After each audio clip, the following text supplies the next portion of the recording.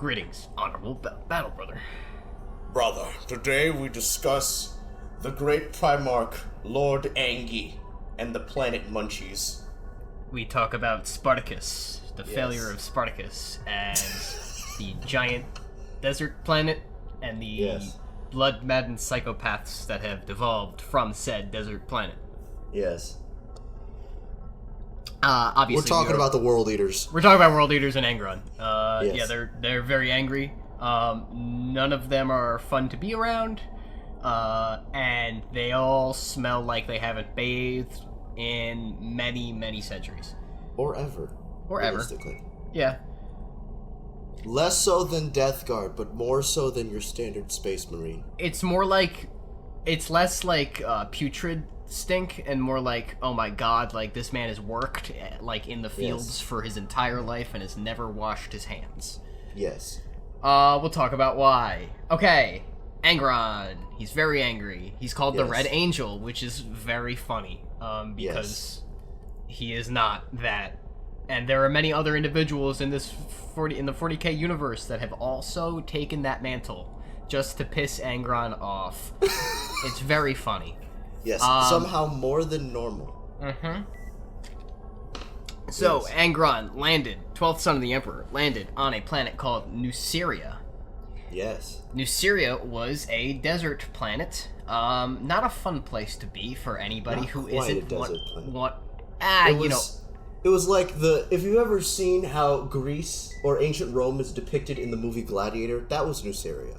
Yes. I watched Gladiator last night in prep for this. Awesome movie. If you haven't seen it, Russell Crowe, Tommy Flanagan. I would watch it. Okay, sidetrack averted. Yes. Nuceria was a shit place if you weren't the 1% slave owners who purchased slaves. If you ever seen... Okay, so the original Spartacus came out when? Like 1940, 50-ish? The new one... Stars? I think it's Stars, or Showtime, one of the two.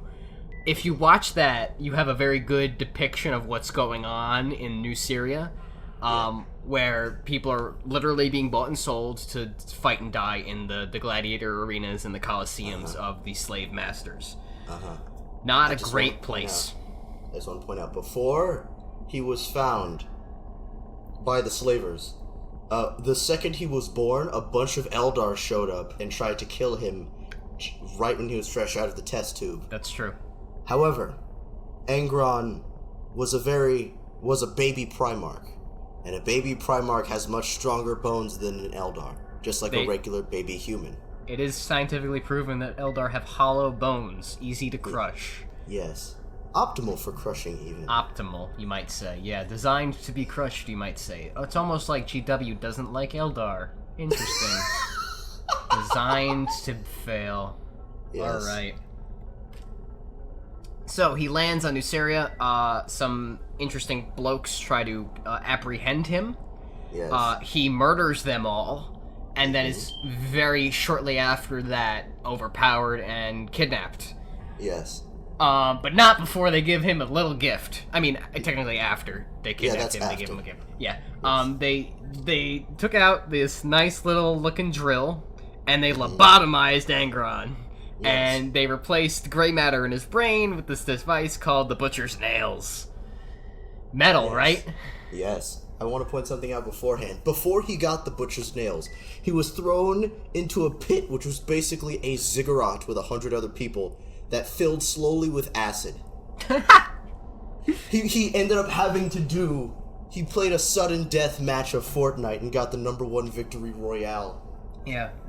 Yeah, Angron was a royale master. Yes, it would Angron, unlike his brothers, was a true gamer. Also, can we talk about the logistics behind filling a coliseum with acid? Well, yes. How... I could, but that would be a whole other episode. Alright, yeah, let's not get that into the science. That's just a very stupid way and stupid design to... Not water, acid. Just fill it with water. People can't fucking... stupid fucking science fiction bullshit. So, eventually, yeah, like I said, Angron would have these nails drilled into his brain, and they would be very much, aggression amplifiers. Yes. Not in like a chemical imbalance sort of way. A little bit like that. Well, yes. But more like if you aren't ripping somebody's throat out with your bare nails, then there is a massive migraine that is debilitating to experience, and that is continually getting worse until you commit heinous acts of violence. Okay, I want to point out, according to Lexicanum, it is there is part of it that is biochemical, where they straight up replace the several chunks. They replace chunks of your brain. Yes. It specifically mentions the part of the brain that deals with happiness. Yes, where and it literally removes them and then fills it with horrible tiny metal needles of varying sizes that come out of the butcher's nails, like vines or roots. And so, producing previously mentioned headache, but also amplifying the satisfaction one gets from punching someone in the face so hard their head ceases to exist conceptually. Exactly. Yeah, and so there is a sort of Pavlovian stimulus reward situation going on, where when you do commit acts of violence, when you do kill, this thing not only does it retract itself, not only does it stop punishing you for existing, it also releases like endorphins to like make you feel better about what you just did. But yeah, so most of the people, if I'm not mistaken, were already equipped with these things, so that the fights on Nuceria in the pits would be spectacular and gratifying for everybody witnessing. Yes. It was here that during his gladiator upbringing that he was given the name of Angron. Yes. Angron Thalkir, which means child of the mountain. Yes. Which is pretty fucking cool, if I'm gonna be real with you. Yes. And he would eventually don the moniker the Lord of the Red Sands, and eventually the Red Angel. Yes. I want to point out, Angron, like most of the Primarchs, had one person that he cared about, that has that one named person. Yes. His name was Oneomouse. I don't know how to pronounce it. Onomaeus. It's You'd literally... think with my weird name, it would be much easier to pronounce Greek, but you'd be wrong. I am about 78% positive that is also the name of the character in Spartacus who trains everybody.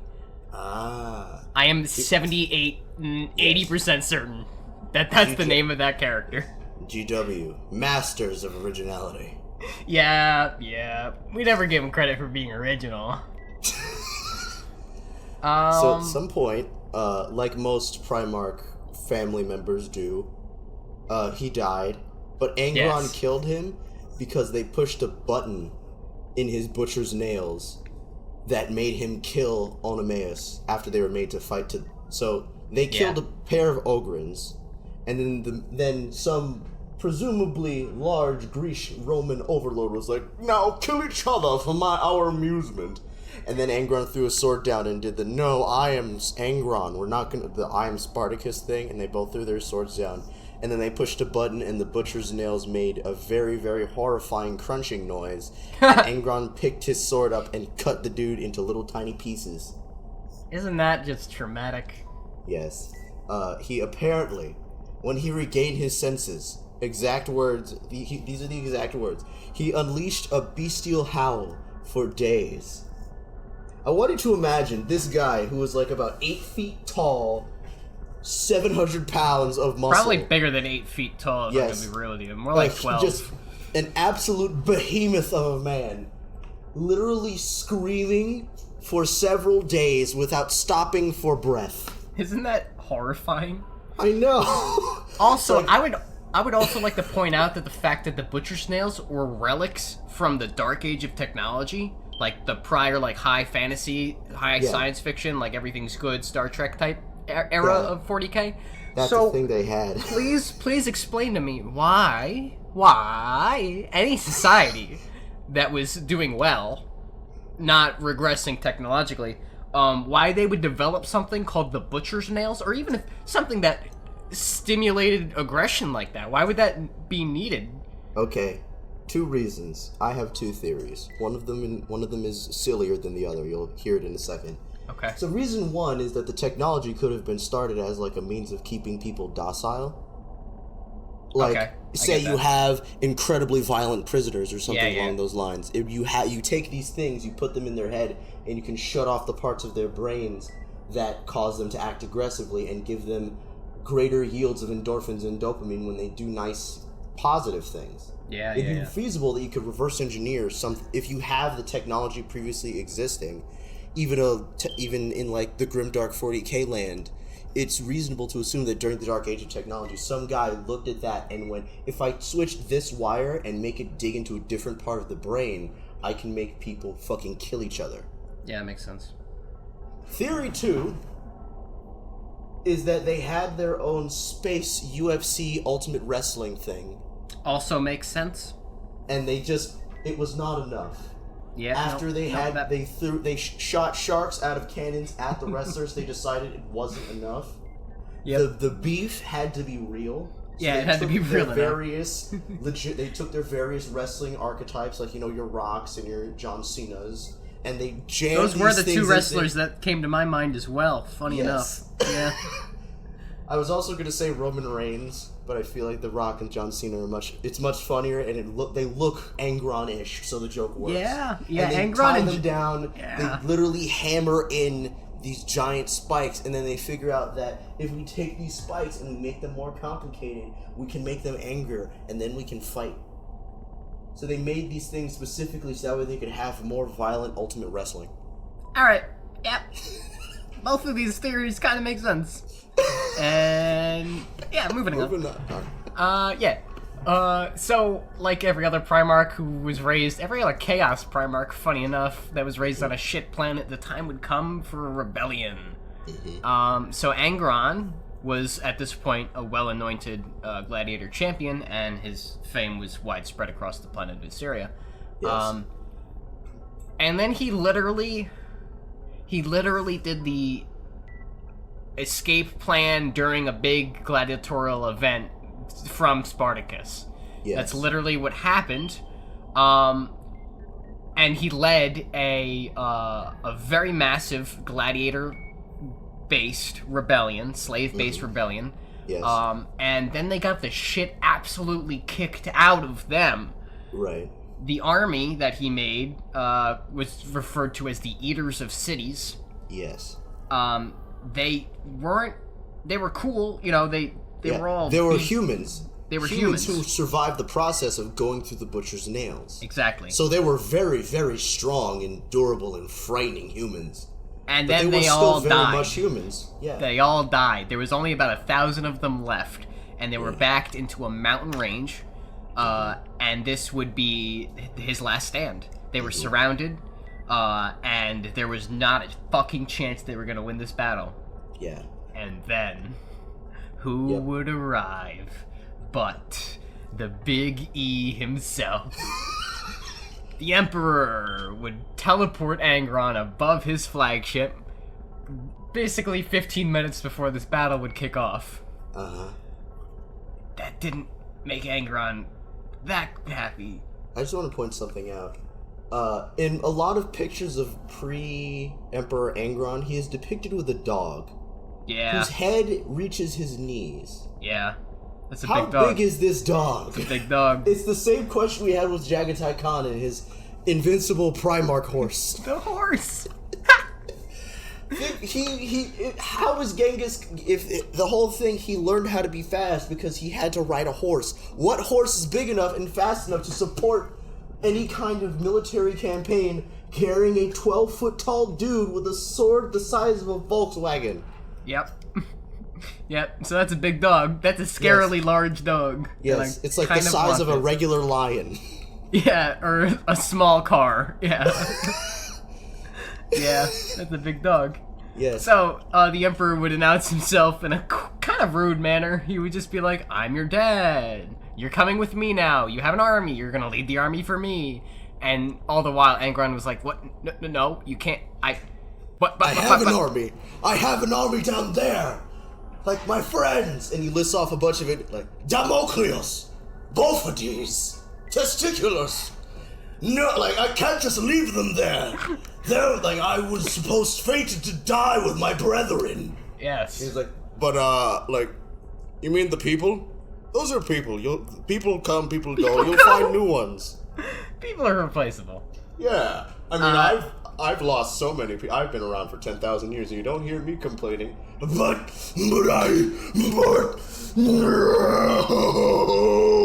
Getting aggressively more angry. Yes. Yeah. And that at that point, before this, Angron was known as the Emperor's. Angron was a very compassionate person before this. He was resistant to the butcher's nails. And then he gave in. Yes, he would stop fight. There's in some stories where he would like stop fights between gladiators. All of these people with butcher's nails in their heads, just like him, but because he was big and strong and a Primarch, and also the story demands it, he would stop. He was the one who was able to organize the gladiators to listen to him, not just because he was the biggest and strongest, but because he was the one. He was a peacemaker too. He would people would be trying to strangle each other over blankets, and he would just be like, "Calm down. This is a blanket. Here, have mine. It is bigger than everyone else's blanket. You can share." And they would be like, "Thank you, Angron." Yes. He also, was friends. can we just These were his really literal friends? I'm sorry. We need to go back a little bit. Did you make a D's nuts joke? Yes. Twice. Okay. I heard both of them. I just wanted to clarify. Want to make sure everybody else hit the back button 30 seconds in the past, everybody. Just make sure you really soak that one in, that we just pulled that shit on you. Alright. Bestest friend, both of these. So Angron would watch helplessly from the flagship of the Emperor as his friends and family down in New Syria would be slaughtered and brought to destruction. Yes. At the Including his dog. Including his... Why'd you do that? Because this is GW. We're not subtle here. Now I'm sympathetic to fucking Angron's plight. What the fuck did you just do to me? You're welcome. So of all of you, we joke about Angron, but Angron literally watched all of the people who he spent so many years He cried for several days when he killed one person he cared about. This was literally every single friend he ever had, and his dog. And they're all dead. And he just watched like his face was like attached to the hollow screen, just like, "No, what are you doing? No, I should be down there with you." And the Emperor's just like, there, son. We'll get you some new friends. I can clone you a new dog. You'll be fine. It's not the same. It's totally the same. Trust me. I should know. I'm immortal. I know everything. Come on, let's go. He's like, no. It's like, oh, this is your army. They're the Warhounds. These are your dudes now. His army was named the Warhounds. He was introduced to his army after he had lost his dog. See, we don't even need to get you a new dog. Your army is called the Warhounds. See, isn't that nice, Angron? He was literally like, okay, yeah, your friends are dead. Anyway, moving on. Here are your new boys, the Warhounds. You can call them whatever you want. Goodbye, I'll see you in 6 months. And then left, leaving Angron with the Warhounds, soon to be renamed the World Eaters. And the worst headache he's probably ever had in his life. Yeah. So Angron didn't like any of his sons, any of his sons of the Warhounds now. He basically hid himself away in his room for like 3 weeks or something. And every Warhound that tried to be like, "Sir, it's us, we're your sons, you're gonna lead us to glory," Angron would just kill them. He would just beat the shit out of them until they stopped moving. Until a very buff boy by the name of Karn, the 8th captain of the Warhounds, came in and was like, "Hey, Dad, you wanna be a fucking dad or what?" And then Angron beat the shit out of Karn, and then Karn was like, "Is that all you fucking got, you little bitch?" And then Angron was like, "Yeah, alright, I'll come back into it now." It's funny, the fact that it's the 8th captain implied that there were several other captains who went in just like, Your Excellency, good Sir Primarch, your majesticness, Father, please. Will you lead us to glory? And then Angron just cut them in half. He's like, don't talk to me! I'm mourning my friends! As he's beating this dude's corpse into Sloppy Joe. Exactly. This happened 7 times. Yeah. And then on the 8th time, Karn, he didn't really fight Angron, he just lived. He's like, you're slightly less squishy than the other ones. I think I'll leave my room now. Yeah. And then he took command, renamed them the World Eaters, and they went off. Obviously, World Eaters is an homage to the Eater of Cities, which is what his prior army was called. His actual friends. Yeah. Yeah, exactly. His real friends. You're not my real dad. You're not my real children. My actual children had to earn their place in the battlefield. How many people have you killed? Huh? Yeah. So after this event, there's actually a short story. I forget where it is written. But Angron was essentially knocked unconscious and teleported to a laboratory on Terra or Mars, can't remember. It was Earth. It was okay. The lab in the Himalayas where they were made. Gotcha. Yes, and then he was analyzed by Mechanicum specialists and all the great scientific minds of the 32nd millennium, 31st millennium, 30th millennium, one of those years. And it was basically determined that the Butcher's nails were designed in a way that would kill him if they were removed because of the way they dig into his brain. Yeah. It was basically a cancer in Angron's brain. And it would very effectively erode Angron's mental stability progressively for the next foreseeable future, and it would just get worse. His ability to reason and comprehend reality would get worse and worse as time progressed. Which is absolutely a thing that he absolutely does. Yeah, you could actually track the progression of this cancer. Essentially, it's brain cancer. And he gets more and more angry, more and more irrational, and it gets worse over time. So much so that Angron almost dies from the Butcher's nails. Oh, yeah. Like, it almost actually kills him for real. But we'll get to that in a bit. Okay. At one point, we do have to talk about Angron and the glassing of New Syria. Yeah, that happens in a while as well. Yeah, we'll get there. So, we can't talk about Angron without talking about the Conqueror. So Angron's flagship is referred to as the Conqueror. That's what it's called. Yes. It's a very large, kind of outdated ship.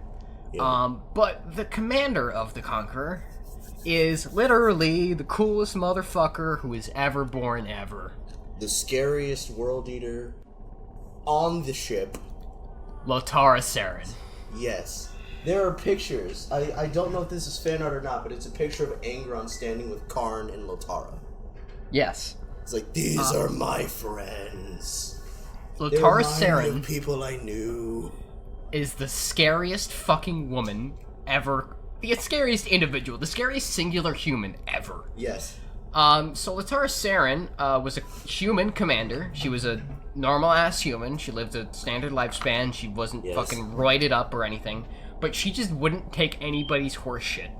So much so that during a squabble between her, Karn, and another World Eater's captain, she pulled out her sidearm and shot the World Eater's captain in the head 3 times. Yes.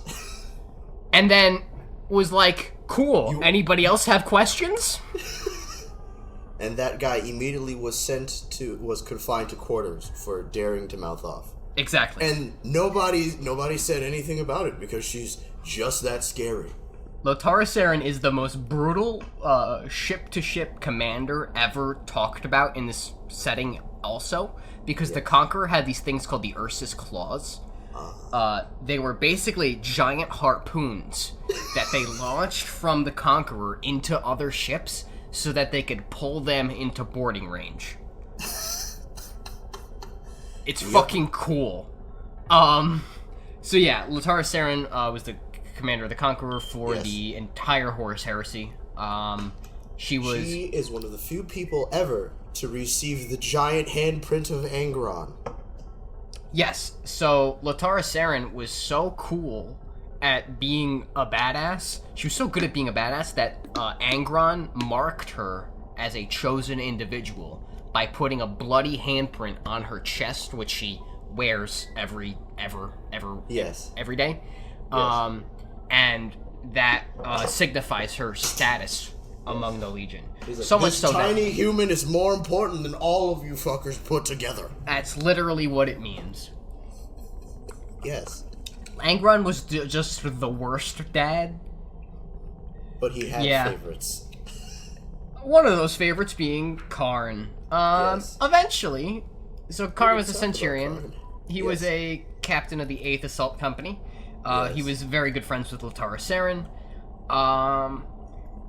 He was the most effective killer ever. At the time of the Horus Heresy, the Karn kept a kill counter up on his helmet display, and it was somewhere in the millions. That's how many people Karn killed in his line of duty. He just capped out after a point, just like the it counter did. No, it take stopped anymore. working. It stopped working. That's how many people Karn has killed. Okay, I'd like to imagine Karn just going from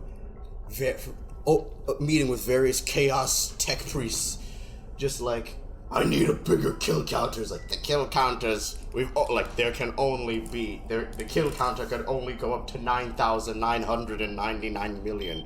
He's like, but I need more. How many more do you need? That's more than several planets. He's like, more. Blood, skulls, blood, skulls. And then he immediately tried to kill the everybody. Chaos Tech priests for daring to say that he had killed too many people. So Karn's best friend was a Captain Sigismund of the Captain Sigismund. the only Captain Sigismund of the Imperial Fists and later the Black Templars. So back to Angron a little bit. The Great Crusade would move on. The Angron was just merciless, so much so that after a planet would surrender after like an initial battle, Angron would just order like a third of the population killed. And like he wouldn't even order it, he would just do it. And his sons would just be like, alright, this is what we're doing now, that's cool. So during this time he was given the moniker the Red Angel just because he was just covered in blood all the time. So much so. So pre-heresy World Eaters kit armor was white. It was white ceramite with blue trim. So it became red just through sheer force of murder. It became red through sheer force of murder, so much so that I think it was Perturabo mentioned that, hey, Angron, why don't you just paint your armor red? It would save a lot of time cleaning it. And Angron was like, yeah, that's not a bad idea. Maybe I'll do that at some point. Also, shut the fuck up. But yeah. Good idea, nerd. Exactly. Yeah, fuck you, Perturabo. How dare you speak to me? Fun fact about the Red Angel moniker. People also refer to Sanguinius as the Red Angel. It's just a fun little coinky-dink that everybody hates Angron. Question. Yes. You mentioned that pre-heresy, during the Great Crusade, the Blood Angels were more violent than the World Eaters. Reuniting with Sanguinius, the Blood Angels were the most bloodthirsty sons of bitches to ever grace the face of the galaxy. So what were the World Eaters before that? The Warhounds, at the time, were just honorable combatants. Sort of how the Blood Angels are now. Sort of how the Blood Angels are now. Sort of how the Ultramarines deal with themselves. You know, like, honor and courage, my fellow battle brothers. Stuff like that. They were very honor-focused. They were very assault-driven, obviously, but nothing what they would become. Yes. So there is an event we talked about during the Space Wolf episode, during the Lehman Russ episode, called the Night of the Wolf, where Angron and Lehman Russ would basically kick the shit out of each other. Angron thought he won. We talked about this already. We kind of went into depth here. Go back to that episode if you need a refresher. But Angron basically challenged Lehman Russ to a blood duel in which death was the only solution. Lehman Russ won. Angron thought he won because he killed more things than Lehman Russ, killed more space wolves than he lost world eaters. That's not how battles work, friends. If you're gonna go to war, you don't need to just kill shit. That's not how you win a battle. That's how you win battles. That's not how you win the war. Yes. Angron looked at the scoreboard and realized even though Lehman Russ had taken more objectives and had completed more of the things he needed to win, his kill count was higher, and so he was like, I fucking beat you! Yeah, you see that? Yeah, look at my KD, bro! You don't understand. It's like, dude, we're playing Capture the Flag. Look at my KD! Look at this KD, bro! How could I lose with this KD? Clearly you lost! You lost! Cope! Just screaming, just seethe, mold at him over various 40K communication devices. Yeah, Angron is just a toxic gamer. Yes. He uses his gamer rage to slaughter entire planets. There was a Horus Heresy, or pre-Horus Heresy, Great Crusade battle in which, I think it's the second book in the Horus Heresy series. It's definitely the part of the first trilogy about Garvia Loken. But there's a battle that takes place on a planet, and Angron deploys himself. So this was supposed to be like alright, this is just a ceremonial thing, we're just gonna surrender, they're gonna surrender to us, and everything will be great. But that didn't go exactly according to plan, because Angron showed up, and then it's described weird in the book, but they essentially drop a sonic nuclear device on Angron, so much so that an entire castle falls onto Angron, and Loken's like, well, Angron's dead, that's cool, we're gonna lose now. And then Angron, like 45 minutes later, erupts from the mountain of debris, just pissed off and covered in his own blood, and starts butchering and massacring literally everything in sight. And if that doesn't describe Angron's willingness to commit atrocities, I don't know what else will. He commits war crimes with his bare hands, like a true gamer. Like a true gamer, exactly. So, Horus Heresy eventually kicks off. Yes. Angron, being very angry all the time now, decides, hey, blood, that's it. You know what's cool? Murder. You know who's gonna let me kill more people? Lordar. Only it kind of... No, that is better. That makes more sense, because Angron, at this point, is thinking in single-word sentences. Yes, yeah. That's how much his mind's kind of degraded. He fight, kill, shiny gold. He has a hard time attributing words to speech. But eventually Isfan 3 would happen, the Isfan 3 atrocity. So, I don't understand this part that much, because how were there still loyalist world eaters? That doesn't make much sense to me. Well, I don't think they make it clear, but as long as we're doing fan theory stuff, which we've done before, it's entirely possible for someone to believe someone who works under a living blender, who is cloned, effectively, from the DNA of that blender, to wholeheartedly believe that this blender is clearly the voice of reason and the measure of how all things should be done. So like a world eater who watches Angron but also believes in what they're doing, believes that what Angron is doing is right, and Angron's methods are right and necessary, because, sometimes the Emperor's enemies don't need to just be killed, they need to be decimated from the universe. They need to be, sometimes, in service of the greater good, you need to just render an entire town into chunky salsa. Right, I understand that, but how are there not totally... I mean, the books kind of outline some world eaters that refused the Butcher's Nails. Yeah, that too. Some, warhounds held over that just would not convert to Angron's way of thinking. But that wasn't all of the loyalist world eaters that were deployed on Istvan. I don't understand it. They never really make it clear. If you have more of an answer, please let us know. With our email, battlebrothercast@gmail.com. It's in the description. Click on it. Yes. Istvan 3 happens. Some world leaders were deployed during the virus bombing. They were virus bombed. Not all of them died. A lot of them did. And then Angron, pulling the most gamer move ever, lands on the planet with a spearhead of world eaters and starts fighting the fight on foot instead of just bombing shit from orbit like they were supposed to. Just Angron is just screaming, just cutting people, like, KD! Angron was angry. Yes. That's anger. Yeah, so the plan was to just bombard the remaining loyalists out of into dust from orbital bombardment from the fleet present.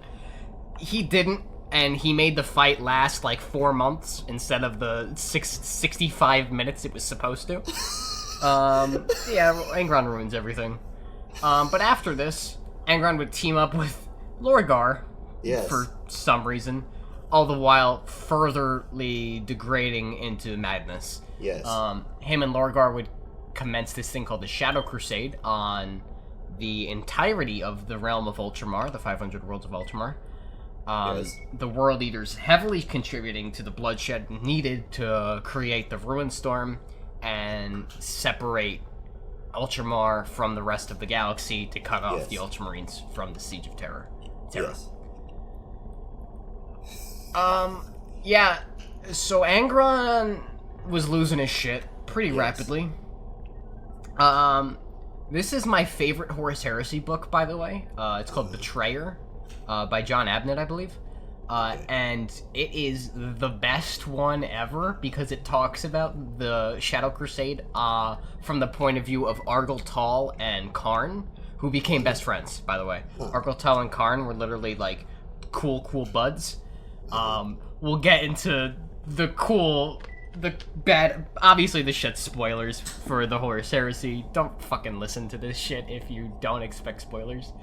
But Argel Tal was a word bearer, and Karn, the 8th captain of the World Eaters, became very, very close friends. We'll get into the resolution of that relationship in a second. So Calth happens. Lorgar and the World Eaters, the Word Bearers and the World Eaters attack Calth. The Shadow Crusade launches. Angron loses his shit. As he's wont to do. As he's wont to do. He turns into a demon here. Fun fact. The process by which this is done is interesting. Yes. Lorgar tells him that Angron flies into a rage and he kills literally every psyker on the ship. Yeah. He almost kills the navigator. And the tech priest running the reactor, and Lotara is like, tell him to shut up. And Karn goes and fights him. And in this fight, Angron becomes the Demon Primarch. So not exactly. Angron loses his shit and falls unconscious here. What happens is there's a war world in Ultramar called Armatura. And it was during this battle that Lorgar and Angron are on a planet's surface. Whenever Angron loses his shit so bad, the Librarius of the World Eaters have to step in and psychically calm him down.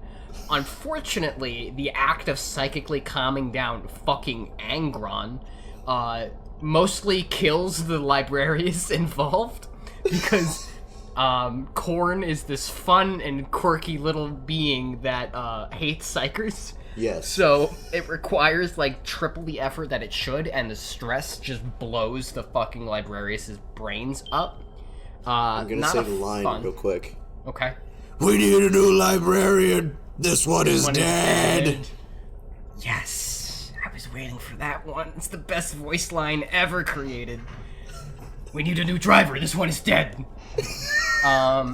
So during this fight on Armatura, Angron would be in a bad bit where he would basically get shot in the face with a titan by a titan. By a titan shot another smaller titan into Angron's face. This understandably ruined his day. Yeah. And then the titan was gonna step on Angron, and then Lorgar, being kind of cool for about 35 seconds, caught the foot of the titan as it was descending and literally held the titan up with his bare hands for like a good couple minutes while Angron got to his feet and crawled away. It was during a battle with Gilliman that Angron would transform. The transformation process would have him grow bat wings, his skin would turn red, he would get like weird cybernetic dreadlocks. Yes. He would grow, more importantly, I guess you could say that he would grow to like 25 feet tall. And he got a sword of black iron that continually dripped blood. Yeah, pretty fucking metal. For those of you who allow me to describe, I want you to take the most ridiculous power metal shit, and then that's what he became. That's what he became. In the order of ridiculous power metal shit, there's, a standard space marine, the Emperor, the Wild Hunt from The Witcher 3, Angron. Yep. Yeah. It's just, he looks like a Balrog. He looks like a Balrog. Balrog and the Predator. Did you know that Balrogs weren't supposed to have wings? Balrogs aren't supposed to have wings. That just makes me angry. In the original, in the description, the wings don't work. In the description of the Balrogs, they don't have wings. I don't know why Peter Jackson put wings on Balrogs. I think that makes it They can't fly. Well, the Balrog didn't fly. No, it didn't. They can't. Why would you put wings on something that can't fly? Because it looks cool. Why do penguins have wings? Penguins don't have wings, asshole. They count. They have flippers. That's not a wing. That's what those are. Those are just big bat-like flippers. Anyway, moving on. So Angron's a red-skinned demon now. That very quickly ruined everybody else's day. Yes. Yeah. The resolution of this, though, is fucking amazing. Angron would eventually be confined to quarters on the Conqueror, and so much his very presence on the Conqueror would cause like thralls and servants to just kill themselves, because he just radiated this aggression, and like it caused like a mass riot, him being on the ship. So Karn took a little trip down to see Angron, and Angron was just sitting there, like, chilling in silence for the first time ever. And he just opened his eyes and's like, "Hello, Karn. How are you?" And Karn was like, "Pretty bad. Yourself?" And he was like, "Well, Karn, I need you to do something for me. Go into the lower decks and collect skulls and build me a throne." And that's how the book ended. And I was like, "What the fuck?" He said the thing. Yeah.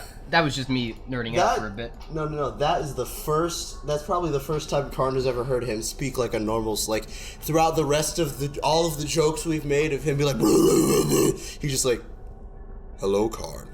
Yeah. Hello. It's eerie. It's an eerie shift. He's like, "Karn, I need you to make Daddy an easy chair." out of people's skulls. Out of skulls. Yeah, also in this book, Karn has a chant going where he says, blood for the Primarch, skulls for his throne, And eventually, that turns into, obviously, blood for the blood god, skulls for the skull throne. But it's just Korn's symbolism slowly sort of just working its way into the vocabulary of the World Eaters. Yes. Very cool. Yes, very nice. Very big fan Making of that. Angron the Jesus of murder. Exactly. Yes. Jesus of murder. Sounds good. I really want to talk... This is completely unrelated, but I really want to talk about Argyltal and Karn real quick. Oh, yes. I also want to talk about Karn. So, Argyltal and Karn, best friends, whatever. Argyltal, we'll talk about him a bunch later. He's basically a demon host. He was the first demon host. He had this demon called Realm in his body, and he would sometimes share. Very cool symbiotic relationship. Very, very interesting book. The First Heretic, my second favorite Horse Heresy book. Very highly recommended. Very good book.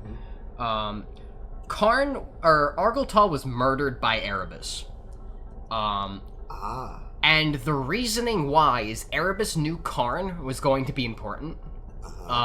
Karn was chosen by Khorne, the blood god. Yes, because their names sounded similar. Naturally. Branding. But Khorne knew that if Argyltal was a connection to Karn, if they shared this like very positive sort of relationship, Karn would never devolve into the monster that Khorne needed him to be. So he would never rise to the rank of chosen of Khorne unless Argyltal was removed from the picture. So Erebus stabbed him in the spine, and Argyltal died. Erebus is a cowardly bitch. We'll talk about him a lot. I just had a nervous tick. Everything that has happened in 40K is Erebus's fault. Yep. Yes. Everything bad that happened to humanity can be traced back to Erebus specifically. Yes. Specifically Erebus. Not even Lorgar. Erebus. Fuck Erebus. All my homies hate Erebus. But anyway, so during a meeting with Lorgar, Karn would come to know that Erebus was the one that killed Argyltal because Lorgar told him that's how much everybody hates Erebus. Even fucking Lorgar ratted on this motherfucker. So Karn challenged Erebus to a gladiatorial match and literally kicked this ever-loving shit out of him. Like, he was running circles around Erebus and was bored fighting him. He just was like, wow, this is all you fucking have? This is all you got? Get the fuck up, fight like a man, this is all you got? Are you fucking kidding me? And was seconds away from murdering Erebus, and oh, it's so good. And it's literally the epilogue of Betrayer. Fucking read it, listen to it, I don't give a shit. But you need to experience this. Because the second Erebus is about to get fucking murked by Karn, the Chaos Gods snap their fingers and teleport Erebus away. In an absolute matter of horseshit. It was such a cool scene, though, because Erebus was getting the absolute ever-loving shit kicked out of him, and I'd love to see it. Can we talk about why he's called Karn the Betrayer? Yes. Yes, we can. On the Battle of Skaldathrax. What a fucking metal name is that? Literally, there's an image of the Battle of Skaldathrax on, what is this, Fandom? It literally looks like Norse mythology. Of Karn with a fucking Gorechild in his hand. Gorechild is the name of Karn's axe. It was Angron's axe, but Angron discarded it, and Karn picked it up. So, Battle of Skaldathrax. After the Horus Heresy ended, and all the traitor legions kind of were kicked out of where they were. Yeah. They retreated to the Eye of Terror, and the Legion Wars were a thing that happened. And the Legion Wars were basically a civil war between all of the traitor legions to see who is now the War Master, who is now in charge. The answer, unfortunately, would be Abaddon. But that's... Yeah, we don't like Abaddon here. Abaddon's cool, I guess. It depends who's writing the book. Yeah. So the Battle of Skaldathrax, it was like an ice planet in the middle of the Eye of Terror. So much so that, like, the actual atmosphere of the planet was so cold, a space marine would die, like, from prolonged exposure. It was like the Himalayas combined with the Arctic, combined with, Yes. like, sub-zero It's temperatures. The opposite of Death Valley. The opposite of Death Valley. Literally the opposite. It was during this, the Emperor's children, who were the world leaders, were fighting. At this time, the world leaders were still unified. Not really. They were breaking up into war bands way before the Horus Heresy, but Yeah. they're now war band structure, but they still kind of resembled a legion. Karn was more or less in charge at this point. There was a kind of temporary ceasefire as, like, the winter storms were really kicking on Skelthrax, and Karn didn't like that, and he didn't like the fact that his legionnaires were trying to get warm, were, like, retreating for the day so that they could, like, took a get into shelter, flamethrower and killed everything. It was at this time Karn devolved into literally the Chosen of Khorne. It was this time that he did this. He would take on the name Betrayer, Karn the Betrayer, and that's what he's called today. I have his model. It's sitting in front of me on my desk. He would kill everything. It doesn't matter. It didn't matter who you were. If you got in his way, everything. if you got in his way, he would murder you. And he killed so many emperors, or he killed so many world leaders, thousands of world leaders, that the Legion fractured and it would never recover. Yeah. So, for those of you keeping score, somehow, Angron has literally killed stuff so hard that he dissolved an entire chain of command of his own dudes. Because they were busy trying to not freeze to death. He was insulted by the fact that they were trying to not freeze to death, grabbed a flamethrower and was like, "I'll help you get warm!" And then proceeded to kill several thousand of them. Yeah. Yeah. Bringing his skill up to, his total kill count up to, holy fuck, I don't think numbers go that high. Exactly. I physically cannot count higher than the number it already is. Please stop trying. It was at this, He also wields Gorefather. Gorechild. He uses, Gorechild and Angron had Gorefather. Angron had both of them. Gorefather and Gorechild were Angron's weapons, Yes. at some point, and he discarded both of them. Karn picked up, Gorechild and rebuilt it. If Gorechild is this huge, giant, fuck-off chainsaw axe, how big is Gorefather? Large. I think they were relatively the same size, actually, now that I'm thinking about it. Huh. But yeah, Angron used a shit ton of weapons. It was also weird. So Angron had this belief that you would never pick up another man's discarded weapon. That was like a gladiator tradition that he had. It was bad luck. Karn didn't care. He did it anyway. I don't think Karn really cares about anything. One of his arms is just exposed. Yeah, that's a weird thing with Karn. His right arm is just the armor on it is just gone. He just has a buff ass right arm. Yeah. Literally, do you remember when we were talking about Perturabo and the Word Bearers and the Iron Warriors? Wow, I fucked that one up real bad. It's fine. And I was telling you about how Kroger fell to Khorne because Karn was asking him to. Yeah. And what he did was he just put his hand through a fucking tank. Yes, that was the hand. That's the hand. His tank punching hand. Exactly. He needs that armor free so when he punches a tank, he could do it without having to clear away the armor first. He was just like, why would I want to join Chaos? Like, you see this? Yeah, exactly. This is my fist in hand. I cast fist. And somewhere in the universe, Rogel Dorn his eyebrow just twitched ever so slightly. Exactly. Yeah, so bringing it back down to Horus Heresy, the Shadow Crusade would continue. Angron, now a full-ass demon, would be not suffering anymore from the presence of the Butcher Snails, instead would be suffering from the Khorne worshippingness. Yes. That which is soon... basically the same. It's basically the same thing. Yeah, it's almost like this was what he was supposed to be doing. Yes. Imagine that. Excellent job with the subtlety, writers. Good job. So after the Shadow Crusade ended, and the traitor legions were brought to Terra, the Lion and Gilliman had this fun idea of, let's just blow up Nuceria. So on their way back to Terra, the Lion and Gilliman just decided to glass Nuceria into dust. I want to point something out beforehand, though. Yes. Before that, during the Crusade, Angron got to come back to Nuceria. That's right.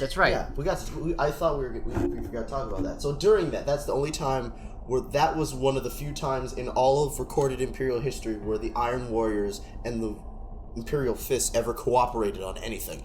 Yeah.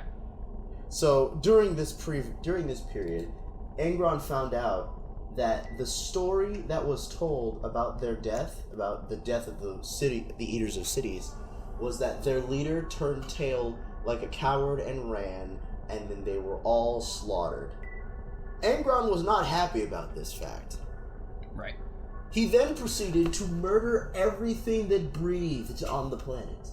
Yes, he did do that. Yes. The other Space Marine legions who were with him found out about this and actually helped him do that. Isn't that fucking wild? I know. It's like they heard Angron's story and were like, what did they say? The specific wording of it must hear ye, today we remember the deaths of the Eaters of Cities and how their leader pushed out like a little bitch and left all of his friends and loved ones, the people who believed in him so thoroughly, to die. And the way they described it angered not just Angron, but literally all of the other Space Marines who were with him. So that way they all, for the first time ever, joined hands, reached across the aisle and joined hands to murder the entirety of the population of all of Nuceria. All of it.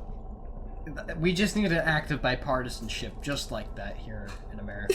Yeah, we as a society need to find a new target. We need aliens. We need to find aliens from space, so that way we across the world will join hands and absolutely fuck them out of existence.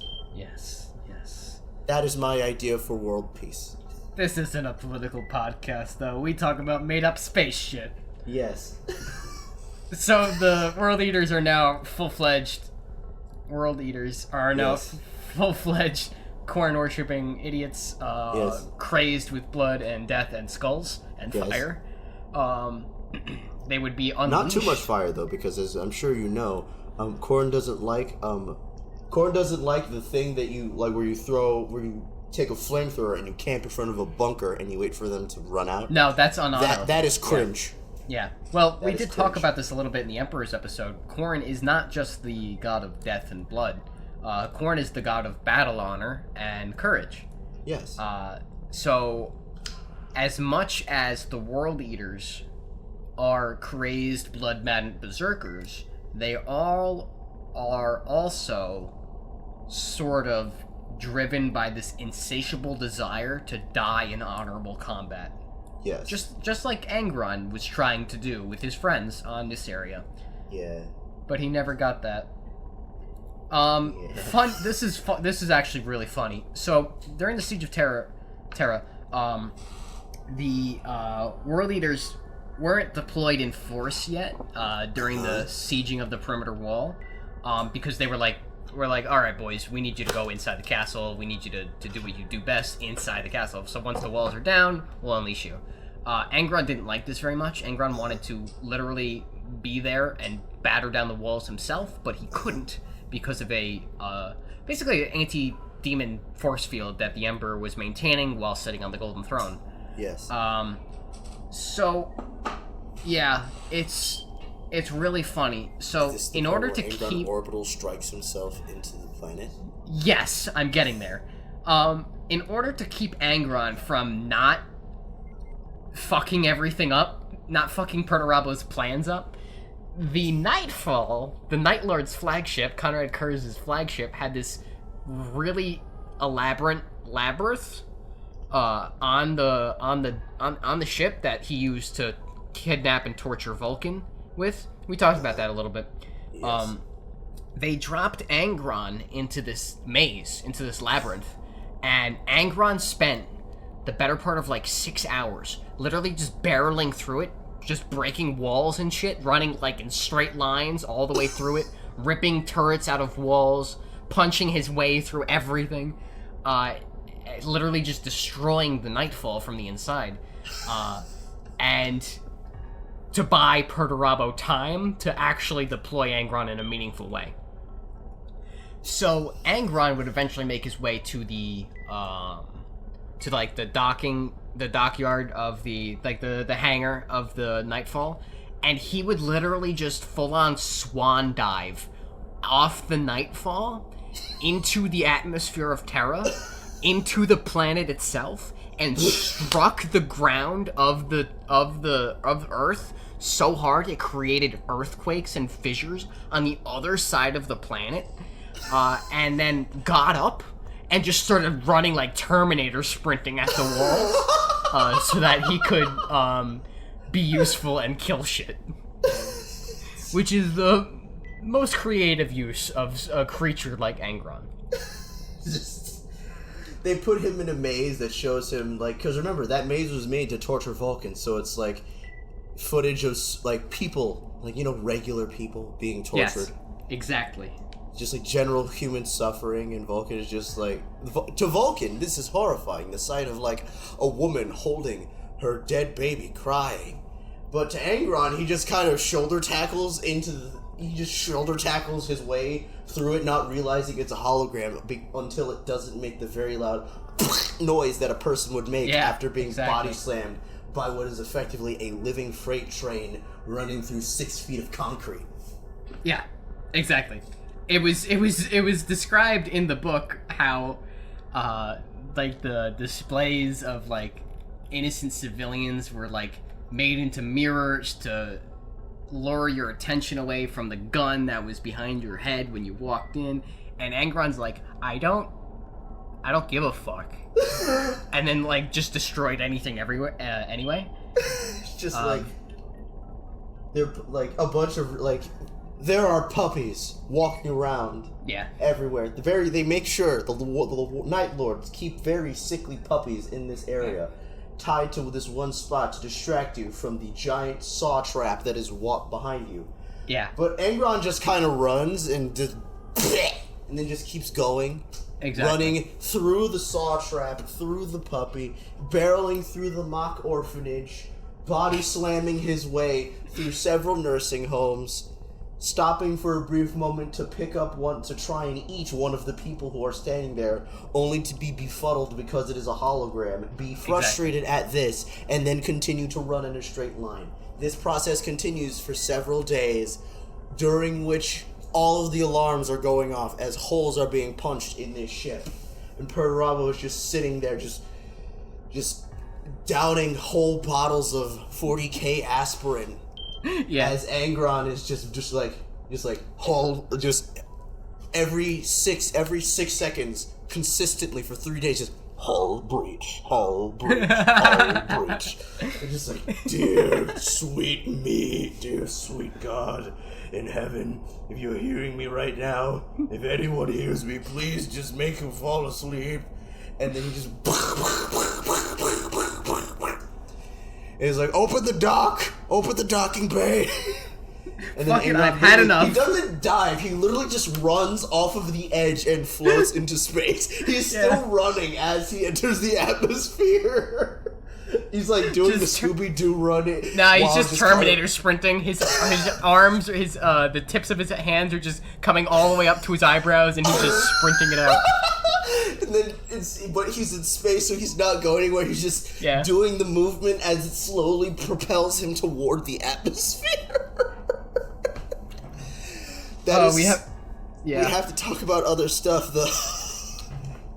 So continue. Yeah, this is already an incredibly long episode. We're getting there. Trust us.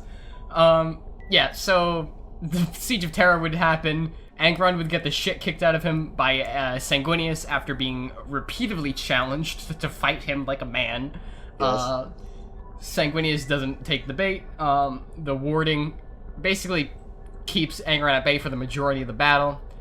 He eventually goes in, does some shit. I don't know yet. The books are still being written.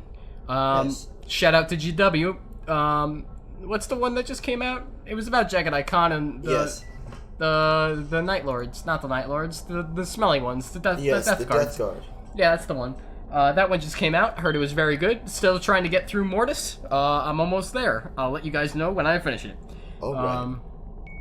So, Angron would eventually be cast off into the Immaterium, where he would, as a demon, he has the ability to just die now. Unfortunately, he has to come back. Every couple of millennia, Angron would really just pop back in for whatever reason. He was on one of the battles of Armageddon, one of the fucking 430 battles for Armageddon. And he would basically 1v1 the Great Wolf of the Space Wolves, Logan Grimnar, who is just a badass, and he would fucking lose to Logan Grimnar, which is cool. Angron takes on very much like the avatars of Cain.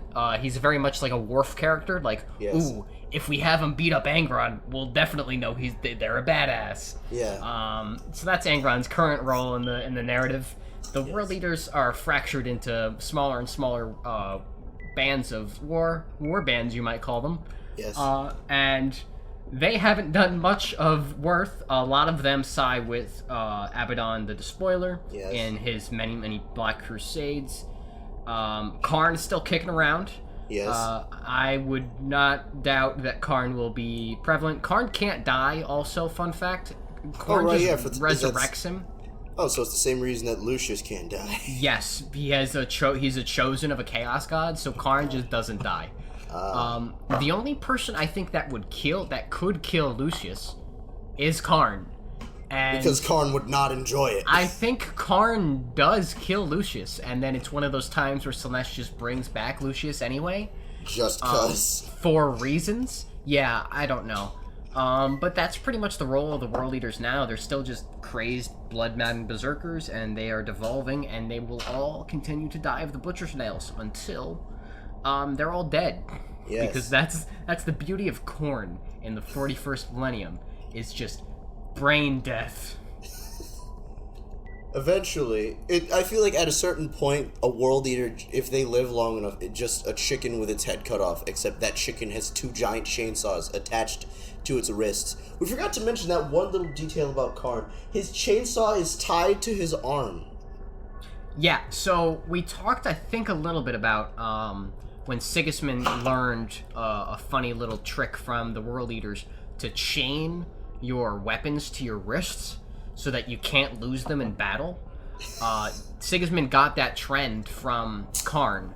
So Karn and most of the other World Eaters chain their weapons to their hands so that they can't lose them in the heat of battle. Yes. It's important that you gotta baby-proof your giant axe. Exactly. Because Lord knows they can't fucking function like actual adults. Yes. Successor chapters, question mark. Of the World Eaters, thank God there's none. Aren't the Minotaurs? No, Minotaurs are Yeah. Iron Warriors. Iron Warriors. There are Yes. none. I would not trust any other fucking founding of World Eaters gene seed. They're just after a certain point you just get monkeys. Yeah, You just exactly. get monkeys. If you dilute anything any further down, it's just monkeys. They just get less and less intelligent until they devolve from the actual human race. But I think that is actually it for Angron Yes. and the World Eaters. We're Closing up to thoughts. date. Yep. Closing thoughts. The Angron is sad. Yes. I didn't think he was sad until now, but he's sad. He's angry. Yes. Angron is his Yes. name. Latara yeah. Sarin. We better- don't know what happens to her. She dies eventually. Yes, because she's just a normal person. She's a normal person.